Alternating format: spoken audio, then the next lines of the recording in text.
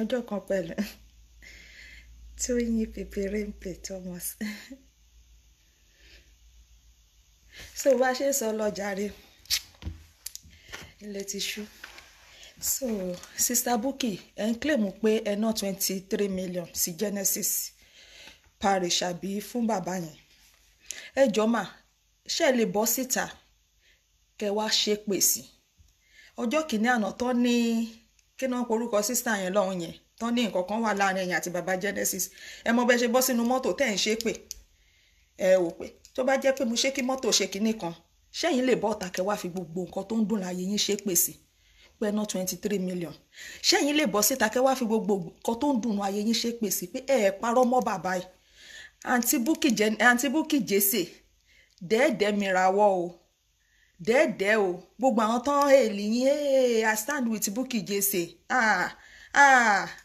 Ẹ be careful. Ó ṣẹlẹ̀ sí mi lọ́jọ́ kìíní àná, gbogbo àwọn tán ṣe I stand with you Kwame, I stand by Kwame, I stand by. Irọ́ ni o, nígbà tán lọ attack àbúrò mi ò rẹ́ anybody, ẹyẹ mi ò rí mo meye tí mo ná o, èèyàn kan lọ́lọ́run rán sí mi, Sister Vivian nìkan ló support mi. Even ẹ̀yin gan tẹ́ jáǹtì mi Bukky Jesse tẹ́ni ẹ wà lẹ́yìn mi gbágbágbá, mi ò rí nǹkan kan gbà lọ́wọ́ yín o. Àfi bẹ́ẹ̀ ṣe ní ẹ ná 23 million, mi ò understand ibi tó ti jáde wá, torí mi ò lè ever believe, torí ẹ̀yin náà mọ̀ náà èmi àti yín àjọ wà ní ibi tẹ́ ti rí owó yẹn náà, mi ò mọ̀. Tẹ́ bá wá lè bọ́ síta kẹ́ wá gbé proof 23 million yẹn jáde, ó máa wà òkè o. 13 million lẹ kọ́kọ́ pé bọ́lé ní ó di 23 million. Àǹtí Bukky Jesse tẹ́ bá ń bá yàn jà, ẹ má rò pé kẹ́ni yẹn kú o, torí pé bímọ ti yín. Àsìkò tí oore ọmọ wa bá dé, àsìkò tí ògo ọmọ wa bá búyọ,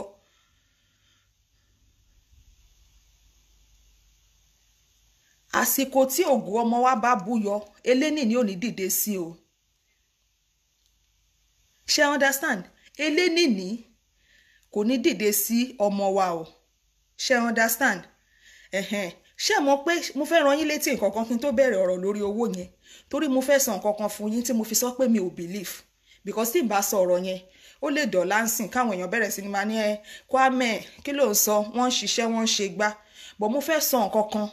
tí máa fi fìdí òtítọ́ múlẹ̀, tí má dẹ̀ purọ́ mọ́ yín kẹ́ bọ́ síta ẹ ṣe nǹkan tó bá wù yín fún mi. Ẹ mọ̀ pé mi ò kí ẹ wàláì, kẹ́ bú mi mo lè má dá yín lò. Ẹ ń ṣàràbù mẹ́ gbogbo nǹkan tẹ́ sọ fún bàbá yìí irọ́ ló pọ̀ jù ń bẹ. Because ìgbà tẹ́ lọ síbẹ̀ yẹn mo mọ nǹkan tẹ́ bá lọ síbẹ̀ yẹn Sister Bukky,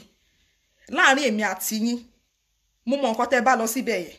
Tẹ́ bá ń ṣe live chat ẹ lè pè mí o, kẹ́ ẹ pè mí sórí live chat yín, tí n bá sọ̀rọ̀ màá sọ̀rọ̀, èmi ò tijú.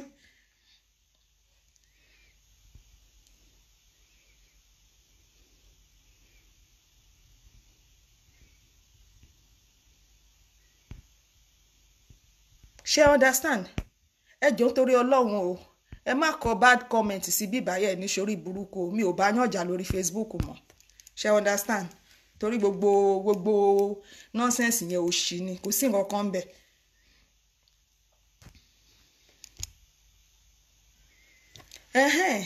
So I stand with Bukky, I stand with Bukky. Ẹ gbàgbé àǹtí Bukky, àwọn èèyàn á sì máa sá fún yín tó bá yá, because lórí Facebook láti ní èèyàn kan o ó bá tọmọ ọ̀rẹ́ ẹ̀ jẹ́ o. Kí ni nǹkan tẹ̀yin ṣe? Ẹni tó finú tọ́ yín tó súnmọ́ yín òun lẹ́yìn ń bá tiẹ̀ jẹ́ lórí Facebook yìí. Ẹ fẹ́ lo gbogbo agbára pẹ́ tí wàá nu fracas, ẹ dáyàn mọ́ lórí Facebook. Ẹ fẹ́ lo gbogbo agbára, ẹ fẹ́ kí bàbá yẹn wọlé lóye.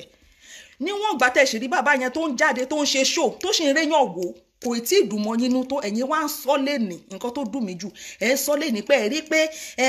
ẹni yẹn ò fẹ́ give up. Ẹ mọ reason tí ò ṣe fẹ́ give up. Ó ti sọ pé tó bá máa fi tó bí 1 week a máa gbàgbé gbogbo nǹkan tó ń ṣẹlẹ̀, òun máa lè rí ẹlòmíì.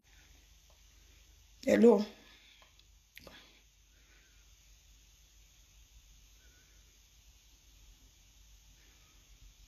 She cannot stop just ṣé understand? Ẹ̀yin máa ṣé ẹjọ́ ṣẹ̀ṣẹ̀ ń gbọ́ mi?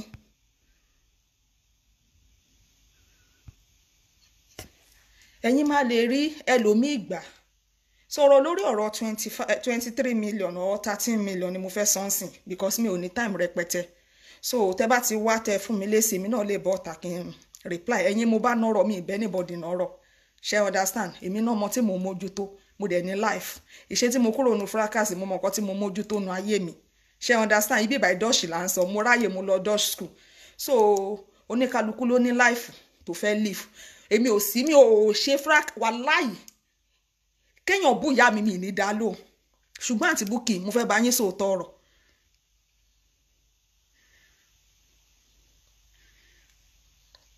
ṣe understand mo fẹ́ bá yín sòótọ́ ọ̀rọ̀ kan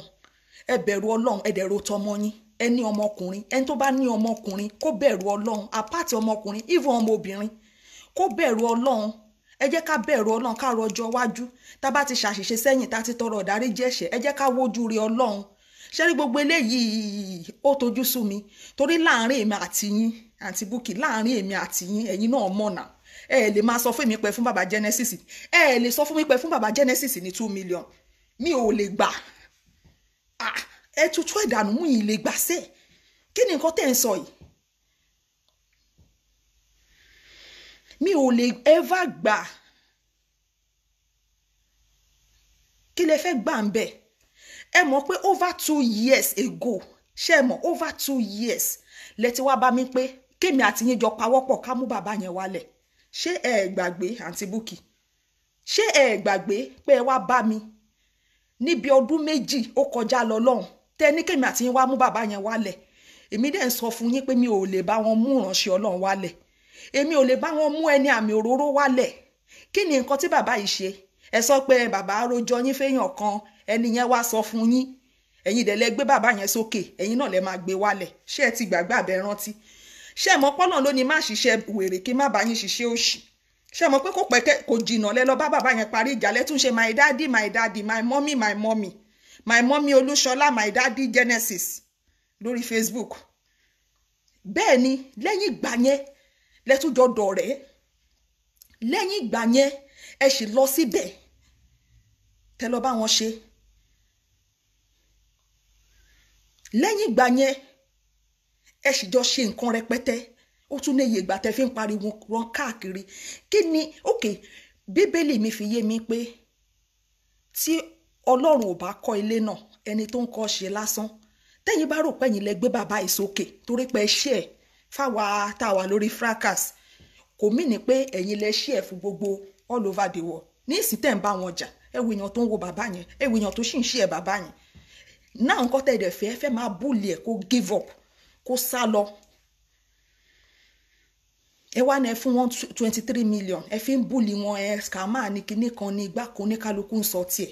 ṣé tó bá tí Bukky Jesse bá ní scammer ní bàbá yẹn ṣó ti gbowó lọ́wọ́ ẹ̀yin gbogbo yín tẹ̀ ń bù ṣó ti gba owó lọ́wọ́ yín ṣó ti wá scam yín kí ló dé tá a bẹ̀rù Ọlọ́run kí ló dé tá a ro ọjọ́ àti sùn kí ló dé tá a múlẹ̀ ayé le kí ló dé tí gbogbo ẹ le kokokoko tó le kokoko mọ́ wa lára especially àwa Yorùbá kí ló dé ilé ayé ilé asán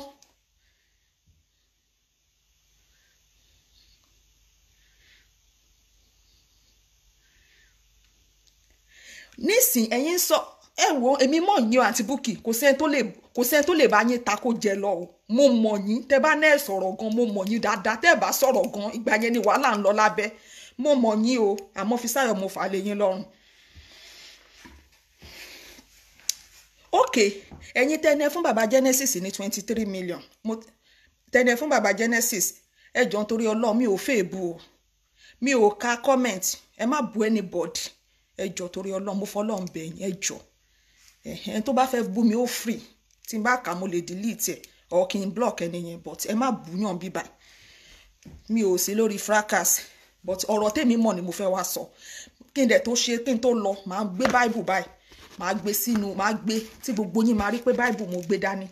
màá dẹ̀ fi búra sí káàtì Bukky bọ́ síta lọ́la ẹ má wàá ṣe pé kámẹ́kì ní dá fẹ́ mọ̀ òṣì ẹ má wàá ṣe pé o báìbù yìí ni kẹ́ ẹ gbé pé Kwame gbogbo nǹkan tó sọ yẹn tó bá jẹ́rọ̀ ló pamọ́ mi kẹ́ ẹ ṣe pé ẹ fògùn tẹ wàá nú ẹ̀ inú mọ́tò lẹ ti máa ń ṣe ṣàtìyín ẹ fògùn yẹn ṣe pé ẹ mú báìbù kẹ́ ẹ gbé sókè kẹ́ ẹ fi ṣe pé ẹ̀yin tẹ́ni ẹ fún bàbá Genesis ní 23 million ṣe rántí ìgbà tẹ́ sọ fún mi pé ẹ fẹ́ lọ ṣí ṣọ́ọ̀bù àmàlà sí Nàìjíríà ta lẹ́ ń retí kó ẹ̀pù yín ìyá olójú àánú kí lorúkọ màmá yìí Princess Rosila lẹ máa ń fẹ́ àánú lọ́wọ́ ẹ̀ Yẹtí Greenberry mà lẹ́ ń rán sí ìyá yẹn kíyà yẹn wá help yín kẹ́lẹ́ lọ máa ṣí ṣọ́ọ̀bù àmàlà kẹ́ máa pògúfe kẹ́ máa pa gbogbo ẹ̀ ní Nàìjíríà tẹ́ni UK ti sun yín gbogbo ibo lẹ ti wá rí 23 million tẹ́ lè rí 23 million at least irú ta ẹjẹ́ tẹ̀ fi 23 million lẹ́ pé bóyá ẹ fi kún 30 million tẹ̀ kọ́kọ́ sọ yẹn ẹ máa ra ilẹ̀ ẹ kọ́ ṣọ́ọ̀bù yín ẹ pa ògúfe ẹ po díndín màálù ẹ pa gbogbo ẹ pa ẹja ẹ pa ẹran ẹ poríṣiríṣi tó ń pa láyé yìí tó jẹ́ nǹkan jíjẹ ẹ ro sẹ̀mó ẹ ro àmàlà ẹ sọ di Bukky Jesse restaurant tẹ́ máa wà okay tẹ́ máa wà alright ní Nàìjíríà ibo lẹ ti wá rí 23 million even gbogbo proof tẹ́ gbé síta yẹn gan mi ìṣọ̀pẹ́ yìí lẹ́ni gbogbo ẹ̀ because 250,000 korúkọ kan la rí mú ẹ̀ ṣé tó bá yẹ pé mi fẹ́ ṣe ni ṣe bí ẹ sọ pé kèmi ìgbà tẹ́ ẹ sọ̀rọ̀ owó lórí ṣáàtì yín pé a fẹ́ dáwó fáwọn mídíà ṣebí mi sọ fún yín pé mo fẹ́ dá ṣebí ẹ fún mi lákàùntì tí máa dáwó sí ká ní mo wá dá owó ń gbà yẹn mi ì mọ bàbá Genesis o no ẹ jẹ́ kọ́kọ́ fọ́ mi èmi ò kí ẹ̀ náà ẹ ti gbàgbé pé àjọ wa ń bẹ̀ tẹ́lẹ̀ ní so kò lè kí ló fẹ́ ṣe tó lè jọ mi lójú so mi kò ní mí nì mi ò ní búyàn but àǹtí Bukky Jesse mo sì máa bọ́ta sòótọ́ ṣe understand mo sì máa bọ́ta sòótọ́ so ẹ má wọrí mi ò ní búyàn mo sọ fún yín mo ní gbogbo nǹkan tó ń lọ ìwọ̀n kò jẹ́ ń Germany ṣe ìgbà tẹ́mi stop fracas mo mọ nǹkan tó ẹ mọ̀ mo mọ different tó wà nù ẹ̀ nínú ìgbà tí mo wà ń jà nínú ìgbà tí mò ń jà àti ìgbà tí mo stop mo mọ ìyípadà tó wà UK ló dàbẹ́ ni pé àwọn tí fracas ti jẹ́ celebrity or Germany wà láì o jámọ́ nǹkan kan Ọlọ́run wọ́n máa wo ẹni bí ọmọ burúkú yìí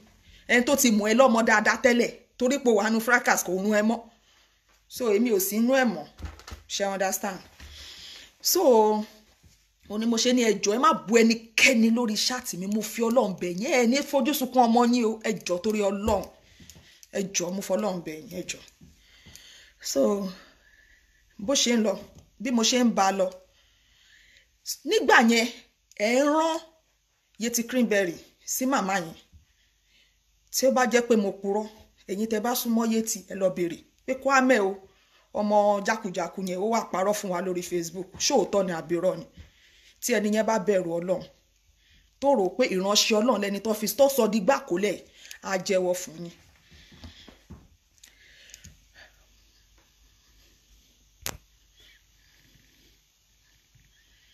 á dà fún yín wọ́n bọ́ta wọn bú mọ́ mi rò sílà yẹn náà ẹ ṣàfihàn lẹ̀ níwájú Ọlọ́run àti ènìyàn níwájú Ọlọ́run àti ènìyàn ìgbà yẹn gan mi ò dẹ́ni yẹn mọ̀ mi ò mọ ẹni tó ń jẹ́ bẹ́ẹ̀ láyé mi ò mọ ẹni tó ń jẹ́ bẹ́ẹ̀ àwọn gangan ló jẹ́ mẹ́ni tó ń jẹ́ bẹ́ẹ̀ àwọn gangan náà kọ́kọ́ fi ẹni yẹn ràn mí pé ìyá yìí ni o òun ló ń ṣàánú lágbájá kan mi ìfẹ́ dárúkọ ẹ̀ wọ́n ṣí ṣọ́ọ̀bù fún níbí ní Nàìjíríà wọ́n kọ́lé fún níbí ní Nàìjíríà òun dẹ̀ ní ìdí help àwọn fẹ́ máa ta àmàlà kí náà máa ń pa àmàlà búkà ẹ ti mọ̀ náà kò ń ṣe àmàlà tó máa tàbí kí ni o búkà gidi wọ́n máa pògúfe wọ́n á dẹ̀ kúrò UK nǹkan tó náà wọ́n fẹ́ lọ ṣe Nàìjíríà tí n bá purọ́ mọ́ yín gbogbo ègúnú Bible kó jẹ́ ti tèmi bọ́ tí n bá purọ́ mọ́ yín gbogbo ère tó wà nínú Bible kó jẹ́ ti tèmi gbogbo ère inú Bíbélì kó jẹ́ ti tèmi kí ló wá dé tẹ́ wá ń fojú ìránṣẹ́ Ọlọ́run gbolẹ̀ ẹni fake ni ẹni scammer ni ṣé ẹ̀yin lọ́lọ́run tó fẹ́ dá lẹ́jọ́ ni ṣé ẹ̀yin ni Ọlọ́run ni ẹni bàbá yìí rèépù yín ókè ẹ jẹ́ ká ti bí bíbá ìwò tí bàbá yìí bá jẹun tó ń rèépù lójú kòkòrò ẹ̀yin náà ẹ wo ọyàn yín náà ẹ wo bẹ́ẹ̀ ṣe ń pákéjì ẹ̀ tẹ́ bá lọ bẹ́ẹ̀ ẹ wo bó ṣe ń mì lókè ẹ wo bó ọyàn yín ṣe ń sẹ́ ó yẹ kí bàbá yìí ti dé bẹ́ẹ̀ náà tó dẹ̀ jẹ́ pé mi mọ èèmù yín pé ẹ̀yin fẹ́ kí bàbá jẹ́ bàbá òde jẹ́ báwo ni bàbá yìí ṣe wá jẹ́ rapist àwọn tó ń rèépù ẹ̀dẹ̀ jẹ́ kán jáde kán wá jà àwọn tó ń rèépù ẹ̀yin gan lẹ́ ń fọ̀ sí wọn tó o bá jáde olórí burúkú ni gbogbo yín ẹ jáde kẹ́ wá sọ̀rọ̀ kí ló dé gbọ̀rọ̀ mi ṣe wá dẹ́lẹ́rù tì yín báyìí ajínigbó ṣe wá dọkọ ẹni àwọn tó ń rèépù ẹ jẹ́ ká rí wọn náà èèyàn máa rèpù mi at least tí bá tiẹ̀ fa wàhálà gan mo máa ní complain yẹn àti wà ní police station tó pẹ́ ní time mo lè yọjú síta mo dẹ̀ lè lọ gba kí náà ti ń pè ní police station màá dẹ̀ fi proof ran aráyé pé ẹ wo ọjọ́ sí tó rèpù mi o ẹ wo nǹkan tí mo gbà o.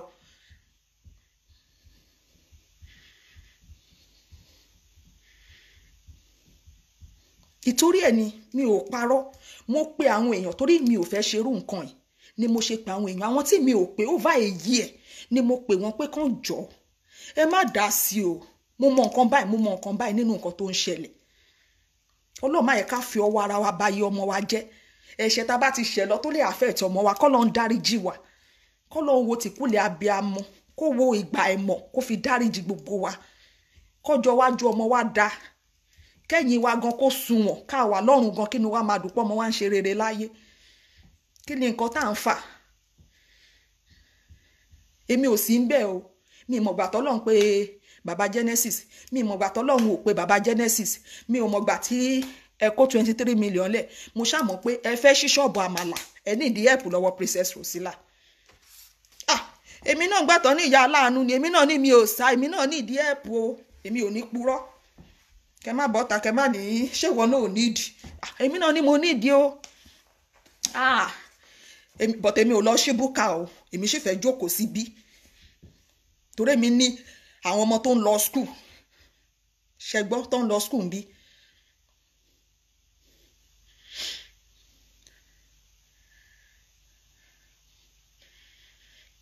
kí ló dé ilé ayé ilé asán a máa ṣe show fún tí bàbá tẹ́nibọ̀dì bá sọ pẹ́kẹ́ ẹ máa bọ́ta ẹ ṣe pé kí ló dé tẹ́ wá di champion lórí Facebook lọ́sọ̀ọ́ gan even gbà tẹ́ dákẹ́ tẹ́ sọ̀rọ̀ mọ́ gan bàbá yìí ni ò jẹ́ sọ̀rọ̀ tẹ́ bá jà lórí Facebook bàbá yìí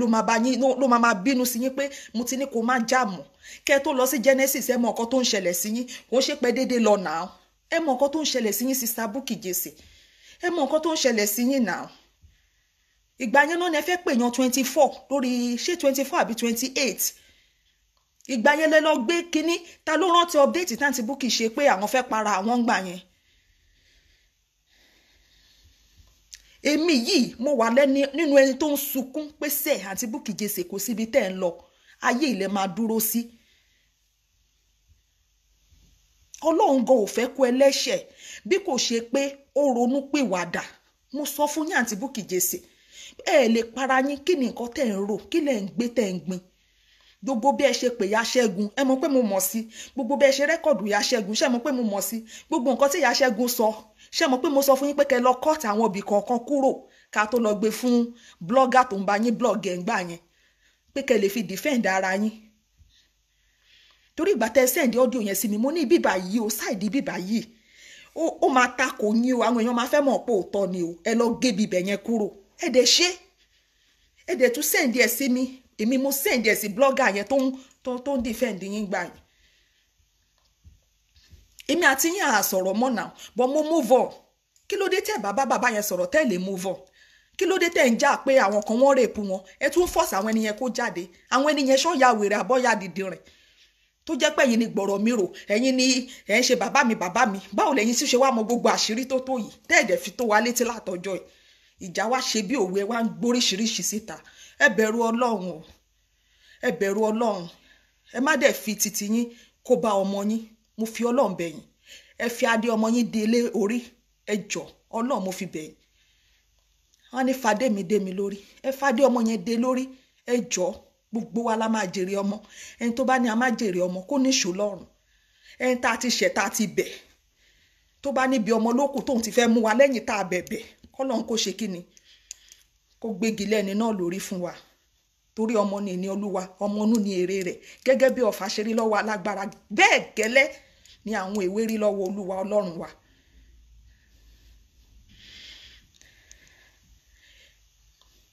Because orí Facebook yìí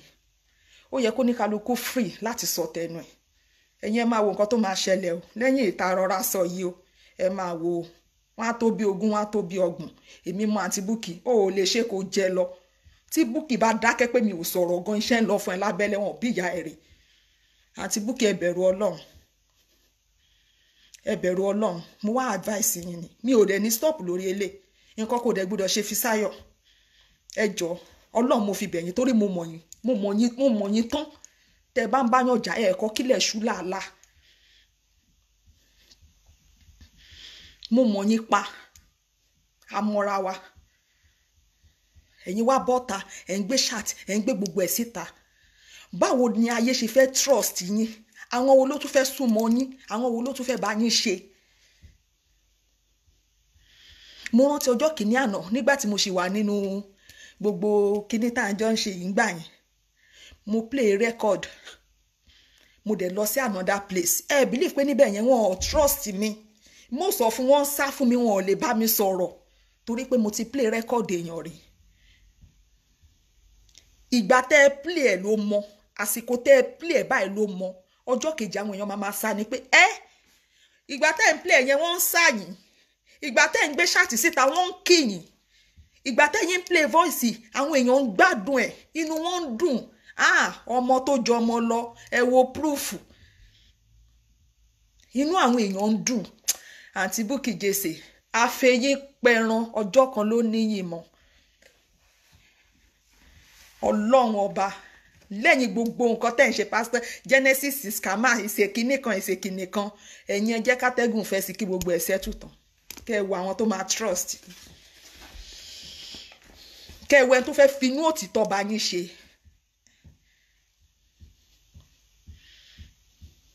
ilé ayé mo ti ṣe o láìgbà ìmọ̀ nǹkan tó dẹ̀ máa mú mi padà ṣe Jésù ọlọ́run ò ní jẹ́ n rí.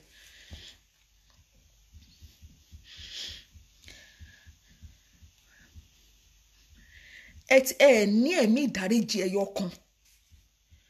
ẹ ti sọ fún mi rí pa àjọ máa èmi àti yín ẹ mọ̀ náà àjọ máa gbé bàbá wálẹ̀ ẹ ti sọ fún mi rí so gbogbo nǹkan tẹ́ wá ń ṣe kò jẹ́ kó jọ mí lójú mo mọ̀ pé nǹkan tẹ́ ẹ fẹ́ ṣe nìyẹn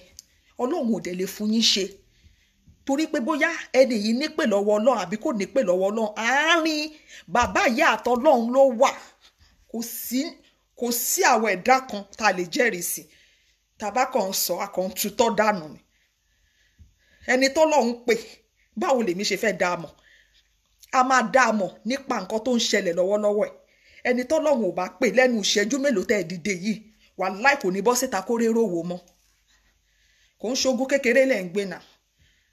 ẹ wèrò mo wà ń bẹ̀ lẹ́yìn alẹ́ àwa 1.6 pẹ̀lú gbogbo nǹkan tó ń lọ tó lágbàáyé tó yẹ kó ní kálukú ti jápa.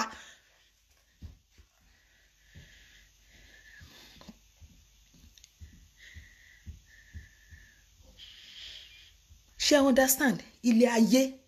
ilé asán ẹ jẹ́ ká máa ṣe nǹkan torí àwọn ọmọ wa tí ẹ bá rí first born mi sìn ọmọ 14 years ó ti ga jù mí lọ mò ń wò lókè báyìí ni òun ni ṣó mi ṣe léètì lálẹ́ mi ì gbọ́dọ̀ máa ṣàwọn nǹkan kan lójú ọmọ mi mọ́ ẹ jọ̀ọ́ mo respect ẹ ju kí ló dálẹ̀ lọ ọmọ mi ni but mo fún respect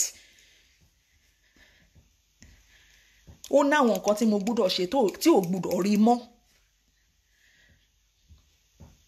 ẹ máa wọn mọ ìlú òyìnbó náà bó ṣe ń wú tán bá rí mi àti ẹ̀gán máa ń sọ pé rọ ni èmi kọ́ mo bí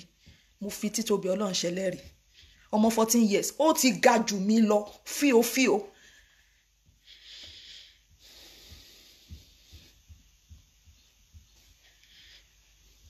ibo lẹ ti rí owó ibo lẹ ti àǹtí Bukky tí ẹ bá lè rí proof 2 million gbé jáde pé fún bàbá Genesis màá challenge àwọn tó wà nínú church yẹn màá ní kí gbogbo wọn dá owó yẹn padà fún yín màá kọ́ ṣe show màá kọ orúkọ wọn sí màá ní kí gbogbo àwọn ará inú church yẹn kó bá mi dá owó yẹn padà èèyàn ń gbowó èèyàn ń fi owó ṣe ìtọrẹ àánú most of àwọn pastor náà ń gbowó náà ń kó sápò náà ń ná jẹ the apostolic náà bí mi sí kò ń ṣe church aláṣọ funfun owó gangan ní kẹ̀kẹ́ ìyìn rere láti ọjọ́ aláyé ti dáyé náà ti ń náwó sínú church kò dẹ̀ ní ever stop forever and ever títí ayérayé ni kò lè stop láti ọjọ́ tí aláyé ti dé ayé yìí ni wọ́n ti ń náwó sínú church ṣe gbogbo ẹni tó bá ń jan talk scammer olè ní pastor ṣẹ́ẹ̀kì ara ẹ̀ ìwọ ń kọ́ kí ni ẹ ìwọ súlè èèyàn kan máa fògùn gbowó lọ́wọ́ mi torí kí ni ibo ni brain mi wà brain tèmi ò ń sùn ẹlẹ́dàá mi ò ń sùn ẹlẹ́dàá mi máa always wake up ni báwọn ẹ máa fògùn gbowó lọ́wọ́ èèyàn gbogbo irọ́ nìyẹn náà ìwọ tó fògùn gbowó lọ́wọ́ ẹ̀gọ́ ò lè mọ̀ so tó bá bọ́ta pé oògùn náà fi ṣe nǹkan fún mi ẹ gbàgbé bó ṣe ṣẹlẹ̀ àwọn excuse fúnra wa ni kò sọ̀rọ̀ ń bẹ̀. because nǹkan tèmi ò ṣe lè trust yín forever and ever ni pé 2 years ago ẹ ti kọ́kọ́ wá bá mi pé kájọ gbé bàbá ẹ wálẹ̀